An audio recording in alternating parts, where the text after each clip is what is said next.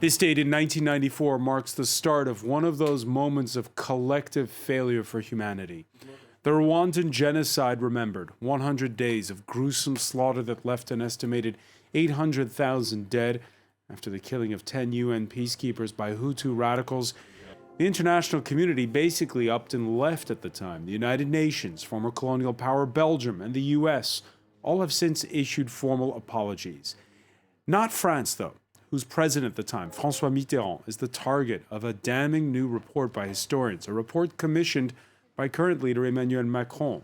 Damning, but its authors insist also that the newly declassified documents do not prove Paris's active hand in the genocide itself. We'll ask about the findings of the Duclerc Commission, hear from its lead historian, and ask whether France should apologize when Macron is expected to travel to Rwanda in the coming weeks.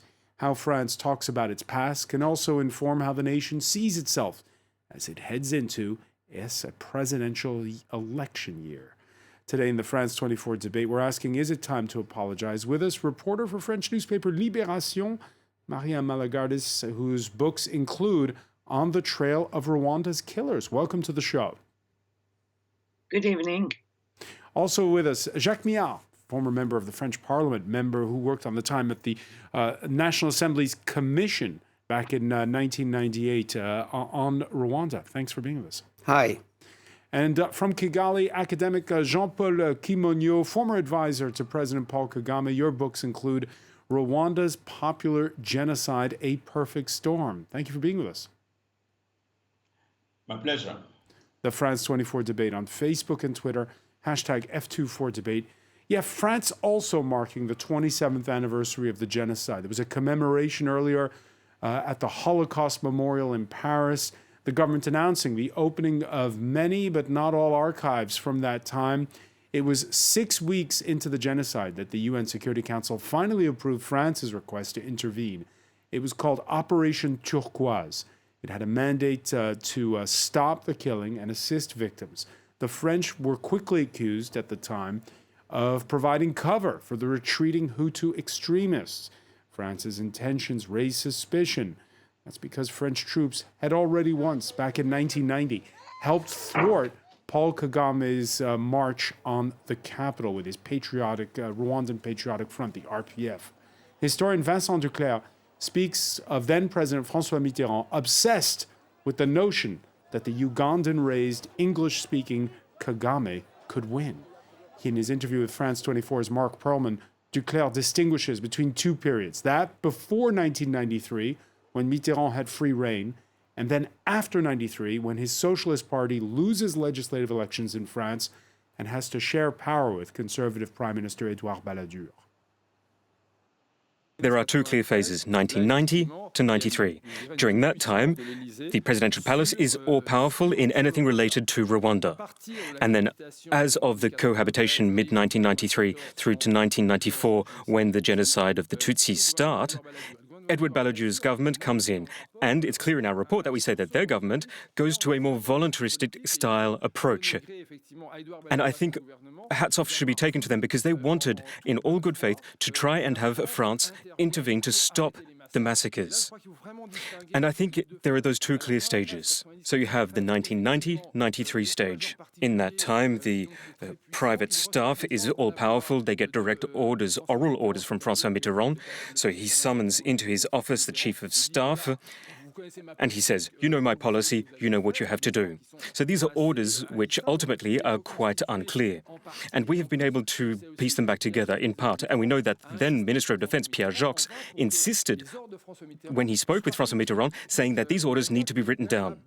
So we can see that there's a lot of concern as to how the French presidency is operating at the time.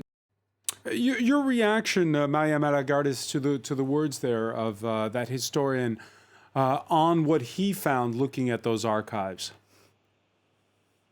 Well, as we say in France, the glass is half empty and half full. And if we look at the positive aspects, obviously there is now an official recognition of a responsibility in this situation, going back to 1990, when France get involved military in the side of a regime that the report qualifies as a racist regime, and didn't want to see the signals of what was going on, because there were massacres even before the genocide, and even during the genocide and after the genocide, France played a very ambiguous, very strange role concerning all this period. So it's a good thing that officially now, France recognized that, because it was denied from all the responsibles, the representatives of France, that we were involved in this dirty war. So it's a good sign, a good side. But in the other hand, it's just a start, because even in the report, there are many informations that we still don't have. There are still many questions that we have to ask about some points concerning this involvement, and very disturbing ones. So, and on that score, we have breaking news in the last hour, which is the French presidency says it's going to open the Rwanda archives of the former French president, François Mitterrand. Your reaction to that? Yes, but it's a very limited one. Actually, we will not have the archives online, which is strange, because the 1998 investigation, there was before that another commission who made some audition and investigation about the role of France during this period, and we have all the documents online. Now, if you want to see those archives, you will have to ask for an appointment in the suburbs of Paris, and just look at those documents on paper, which is quite old-fashioned way to open the archives, and it's also a limited way to access the archives, because of course there is also the coronavirus epidemic. So of course nowadays we can't go there.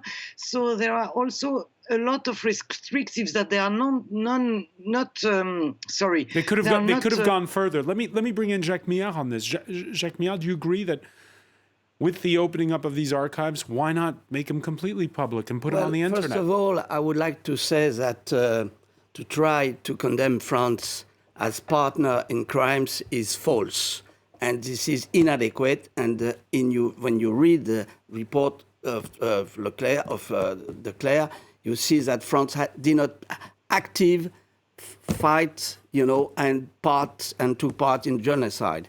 But I will remember one thing. When I spent 6 months in this mission, and you seem to forget that, unfortunately, massacres, genocides has been, unfortunately, the history of this region in Rwanda and Burundi. Did you at the time have access to all the archives you wanted? We interviewed a lot of people. We interviewed people who said that in France, that once at the Amethyst episode, that the French troops parted the Hutu and the Tutsi. And when I asked the man who said that, where were you? He said, I was in Belgium. You see? So we had a lot of fake news about that. And I would like to tell you something. But we heard... First of all, Mitterrand, and I wasn't his sponsor, perfectly knew that if they started on the 6th of April, when the Abayarama aircraft was shut down, he knew that it will start genocide. And he said it, He said it's going to be awful.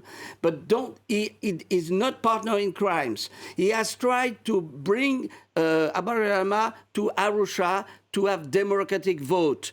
But the point is, if you have a democratic vote in Rwanda, there will be ethnic votes. And this is why maybe Kabare did not want to offer any We vote. had a very bitter op-ed piece written by a retired general, Patrice Sartre, in Le Monde a few days ago. Yes, I read it perfectly. And he complained about your commission from 1998, saying, why didn't they, at the time, point the finger at François Mitterrand?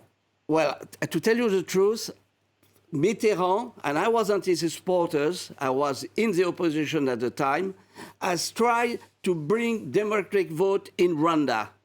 And in fact, if you have a democratic vote in Rwanda, it would have been an ethnic vote. And this is why that the Tutsi did not want of that. And never forget that the Tutsi were the colonial instrument to dominate the Hutu. So we have a long history, unfortunately, of genocide. I want to bring in Jean-Paul Kimonyo, but first I want to play the portion of that interview that Mark Perlman did with Vincent Duclerc, the head of that commission that was panel that was put together by French President Emmanuel Macron, where he says France, yes, bears overwhelming responsibilities in the genocide, but they didn't find, those historians, hard evidence that the French were actively complicit in the killing itself. We didn't want to stand instead of the legal system. We are historians. And this issue of being accomplices or not, well, that's one that everyone is wondering about.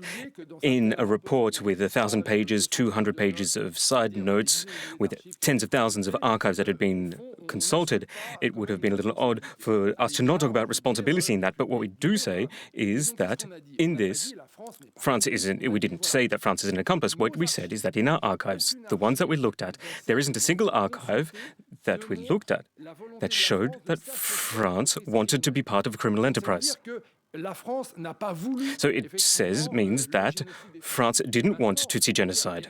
But that said, when we talk about heavy and damning responsibility, well, that shows that France turned a blind eye, and that's what we need to put into question.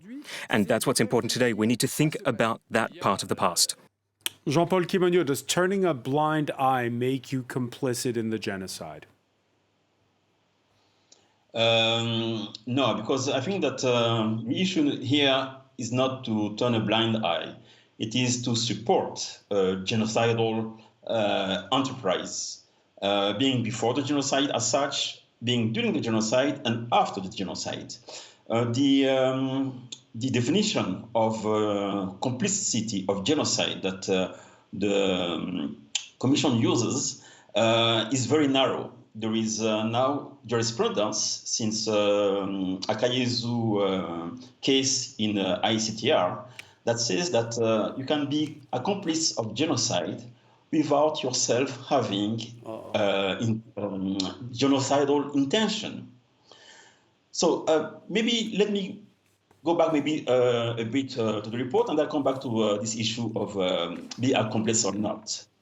The report doesn't bring much new elements. What does very well is to corroborate a number of things that were already known. There's some precisions that are provided, but not really new grounds. But what the report does very well is in the conclusion. In the conclusion, when they say that France had an overwhelming responsibility in the genocide. No. Let me finish, please. Let me finish. In what happened in Rwanda between 1990 and 1994. And this issue of already this conclusion is extremely important. It's the first time that an institution, a French institution, recognized the responsibility of France in what happened in Rwanda between 1994. This is something that we should appreciate to its real value. Second, regarding the second part of the conclusion, where the report says that France was not accomplice of genocide in Rwanda because they couldn't see any evidence of genocide intent.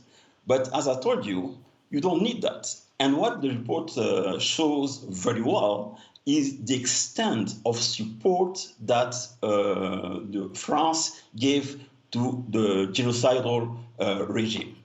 So for me, the second part of the conclusion is almost rhetorical, because this group are not lawyers as such. And this second part of the conclusion comes at very end with no real justification.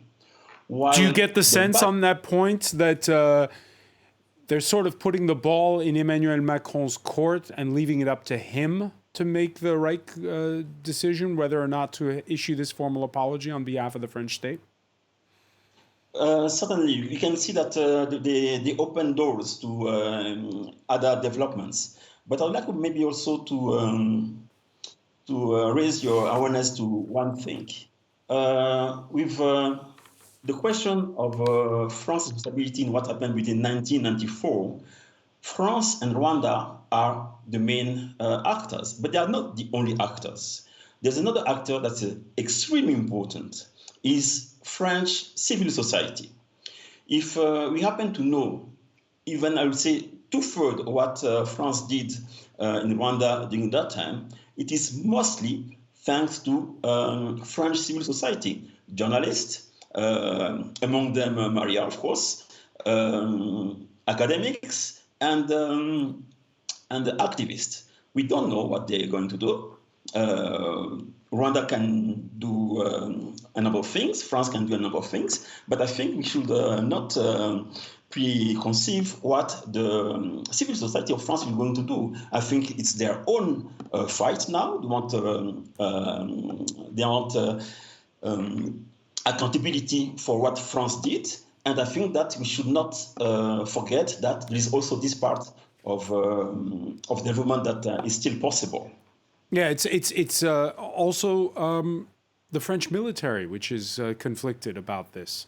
There in France, we call the military the Great Silent One. The La Grande Muette is how it's known, because you're not supposed to speak out when you're a soldier. However, many of the actors who are still alive are long retired. For instance, retired General Patrice Sartre. He wrote an op-ed last week in Le Monde where he backs the Duclerc Commission's findings. He wrote about, for instance, among our surprises in Rwanda to be equipped with the kind of heavy weaponry we'd hoped for in vain 18 months earlier in the cauldron that was Sarajevo. Yes, it was during the Bosnian War. All the while, right up to when we left, we would lack the kind of emergency aid equipment needed in an operation billed as humanitarian. Your reaction to that, Maria Malagardis? You know, it's interesting because much more than the Duclerc report, the lot of reactions that it has provoked shows that there is something that needs to go out. And I really welcome the reaction of the comments of military like General Sartre and other ones. But what I see also, especially in the political field, with Hubert Védrine, and tonight in an article in Le Monde again with Alain Juppé, who was the former foreign affairs minister during the genocide, is there is also this hurry to come and say, well, the reports say we are not accomplices. But guys, come on. I mean, it shows only that you were such afraid to be. Because at the end of the day... No, you cannot say that. All right, we're going to pick up on the point. Fortunately, we have to take a quick break. This is rubbish. We're going to pick up on that point. When we come back, we have to take a very quick break. We'll be right back. We'll be right back. Sorry to interrupt you, Maria Malagardis. We'll be right back. You're watching the France 24 debate.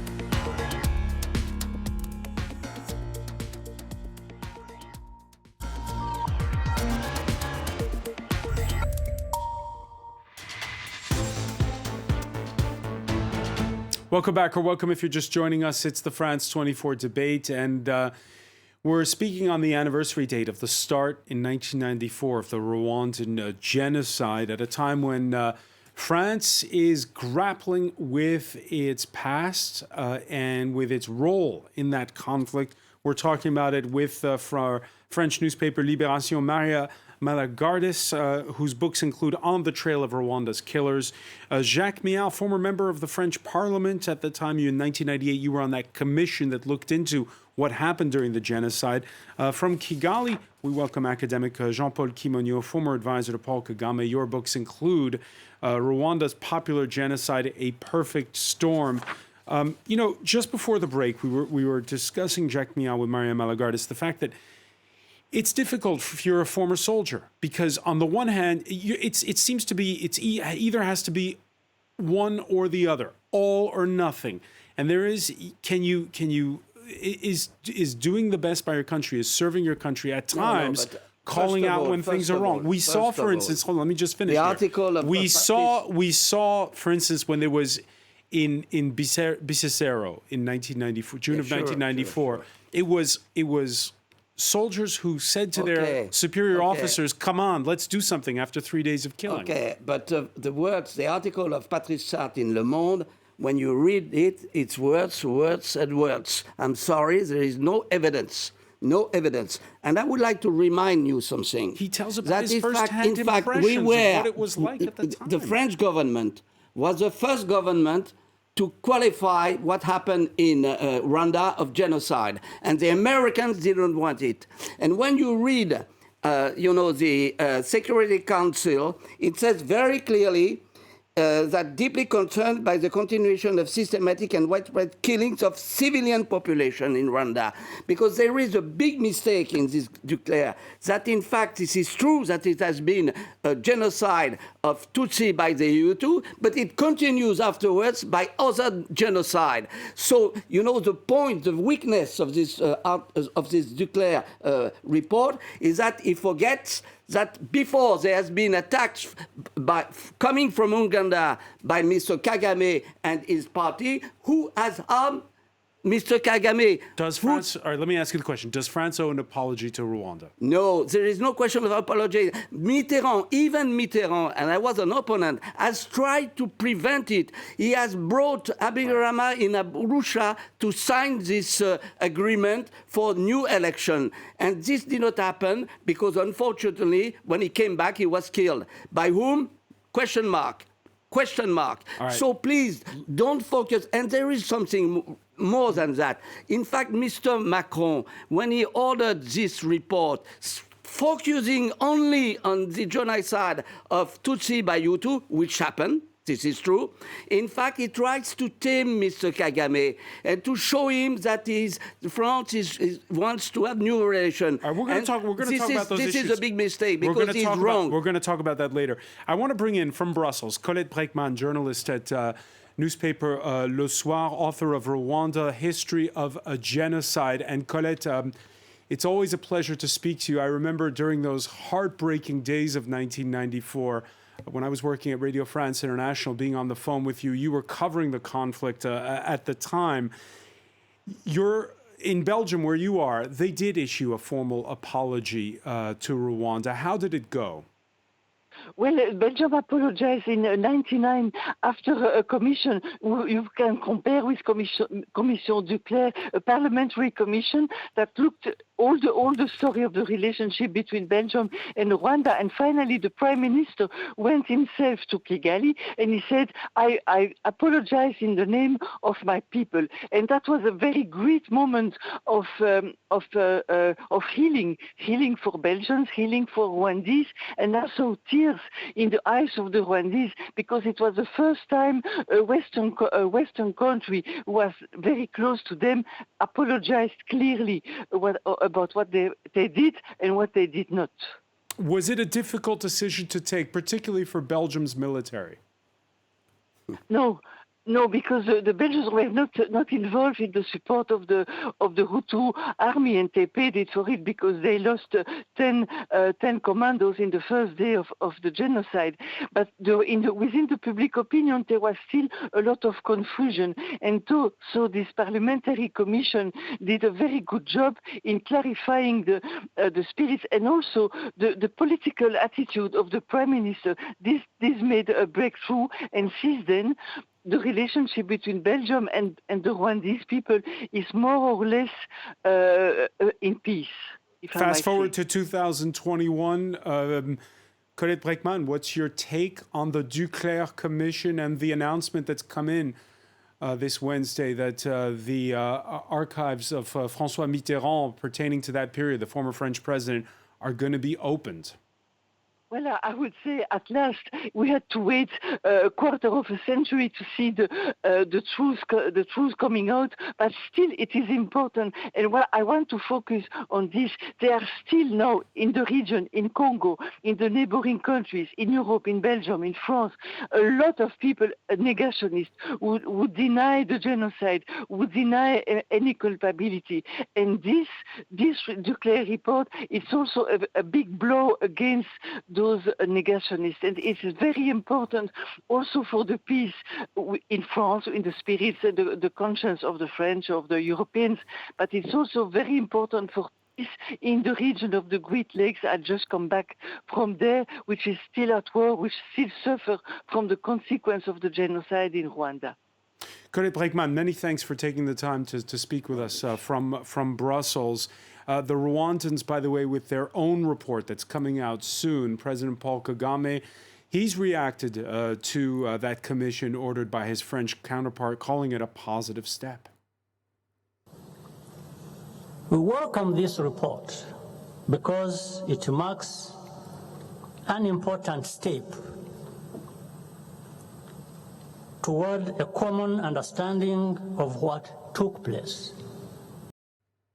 Jean-Paul Kimonyo, we're hearing word that there may be a visit of Emmanuel Macron to Kigali in the coming weeks. We know relations have been often fraught. Right now, there's no French ambassador in Rwanda. Your thoughts on what this commission does and what the future holds? But let me maybe react first to what one of the panelists said about a double genocide. This is a negationist theory, and the person that is on the platform with you uttered that theory. Another thing also that is important also to mention here, if you talk about the Duclerc Commission report, is that indeed the report gives some new lights on responsibilities of different actors, different Rwandan actors during the genocide, and clearly shows that there was no double genocide, which is a nonsense. So I think first we should agree with that, and if your invitee accept the report, you should also accept some of the things that are written in the report. Regarding the future of the commission, of the relations report, relations between Rwanda and France. After this report has been released. Yes, but I think that first we should first understand that already relationship between France and Rwanda were becoming much warmer than before. And even President Macron, by commissioning this report, is also a step in the right direction. Not only commissioning, but then the result of this report also should, I think, strengthen a great deal the relationship between the two countries. Maria Malagardis, this has been a common thread throughout the Macron presidency, looking at history, looking at memory. With the Algerian War of Independence, most notably, there have been several. There's been a panel. There's been recognition of certain atrocities that were committed. Your thoughts on the the politics, I should say, of why this commission was called by the current president. Yeah, that's true that Macron made already important steps concerning the past of France in Algeria. Also, during his the electoral campaign, he called colonialism a crime. So I think, first of all, that he belongs to obviously to a different generation of politicians. He's, as you know, very young, so he's not. He doesn't consider himself involved with former links with a kind of neocolonialist politic that France had towards Africa, and as soon as he came in power, he claimed that he wanted new relationships with Africa. Of course, it was not always obvious, as for example, France is involved in a war in the Sahel region, so it's difficult to implement a new politic when you are involved in a war. But that's obvious that concerning Rwanda and maybe Algeria, even if Algeria is a very different subject, but concerning Rwanda, is not like the previous presidents that were, in a way or in another, linked with politicians or representatives or former ministers that were involved in this very dark period of the French involvement in Rwanda. And I should remind that the involvement of France in Rwanda was so obvious and so deep that the genocidaire government was formed in the French embassy on the 8th of April 1994. So we were really partner in crimes in a way. I mean, absolutely wrong. This is shame on you when you say that. The ambassador was one of my friends. And I tell you that Marlon has evacuated Hutus and Tutsi. What you say is a shame on you. This is absolutely fake. Right. Maria Malagardis. Shame on you. Sorry. One at a time. Maria Malagardis. We have dialogue or not. Mr. Mia, I'm sorry, what you say is wrong. Be polite enough to let me speak. You can have a different view. It's my view. Okay, actually, it's not my view. It's just facts. Sorry, it's just facts. And sorry for you if you are part of an old-fashioned representative of the French politicians that are still struggling to maintain this old vision of France is completely innocent. Okay, write a book to make money and shut up. No, but I'm you can't say that. I'm really sorry for you, because you will be overwhelmed with the truth and what the past will bring to us, even in the coming weeks when Macron will go in Kigali. And I'm so sorry for you, of course, because I'm sorry for you because I tell you one thing. No, I'm quite happy at the moment. Wait, Jacques Mial, let me ask you this. Okay. There were the French military advisors who were there in 1990. Yes. Effectively, they were instrumental. Who attacked Rwanda at the time? Mr. Kagame, right. supported by some Anglo-Saxon interest. That was the truth. That was the truth. And I remind you, you can read an excellent article in The Economist, which is the 27th of March of 2021, and you will see this is an excellent article in the English press. You should read it. All right, Maria Malagardis, is it whataboutism or is it pertinent to talk about what happened in 1994 and then to talk about Paul Kagame's human rights record in 2021? No, it's not the same subject. Sorry. It's a different subject. We look at the past. We look. What is the subject? Nowadays. But I mean, even concerning human rights records, many fake news were also put in the table. But actually, it's what will you say about Algeria? Will you say that we have to look at the past of what French did in Algeria, torture and everything and crimes, and say that no, we have to balance that with what we think about the current situation? No, it's a nonsense. Nowadays we are speaking about history. All right, let's talk about history. France's education minister at that ceremony that took place earlier in Paris, pledging to tell the story of the Rwandan genocide in classrooms. Ma responsabilité, elle est de veiller à ce que ces crimes soient connus de nos élèves et que ce soit un objet d'histoire et que cet objet d'histoire puisse évidemment imprégner les consciences. Cet enseignement participe de la transmission d'une culture historique partagée, qui doit être aussi une culture historique apaisée. Free of antagonisms. Jean-Paul Kimonyo, your reaction? I think it's a very good announcement and a very important one because as your panelist, Mr. Maillard, just said before, genocide denial is on the rise regarding the genocide against the Tutsi.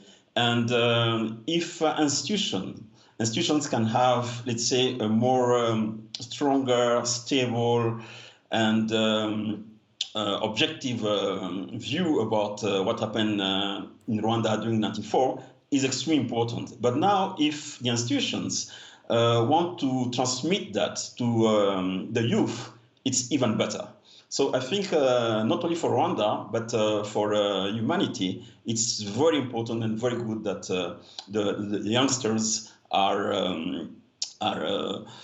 teach about the history, especially very sad and important history, and not that old history. So Jean-Paul, let me ask you on that score, because you heard earlier Maria talking about how the current French president, Emmanuel Macron, is of a different generation. What's it like in your country on the day of commemoration of the genocide for the younger generation too? What does this day mean to them?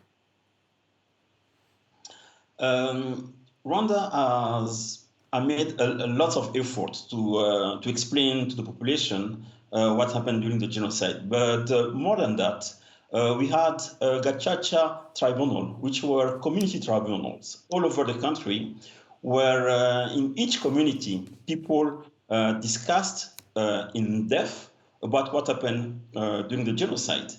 And the youth now has learned from that, meaning that in each Rwandan family, we now have a very quite clear understanding of what happened during the genocide. So there is a large consensus about what happened during the genocide, not because of government communication, but because of the Gacaca courts that brought the facts within the communities and talking about things that happen in their communities. So there is a quite strong understanding of what happened during the 1994 genocide. So if this can also be extended to the youth all over the world, it would be an excellent thing. Is there a generation gap like there was in Germany after World War II between a younger generation that often rejected what their parents had done? Oh, yes, absolutely. Absolutely. There is children, especially children from perpetrators, are often revolted by what their parents did or people in their community did. But also, we have also to also acknowledge that the younger generation doesn't feel the genocide the way we feel it. Who have been the contemporaries of the genocide. They have their way of understanding it, but in a more subtle manner than us. Jean-Paul Kimonyo, I want to thank you so much for joining us today from Kigali. I want to thank as well Maria Malagardis, Jacques Millard for being with us too. Thank you for joining us here in the France 24. Reciprocity in this story. Where is reciprocity? Is Mr. Kagame going to open his archive? Well, we're going to see in a couple of weeks, right? When we see the commission. And you should read this article, which is very interesting. It shows the true face of this man. All right. We will talk about it soon again when that commission report is sent out. Thank you for joining us here in the France 24 debate.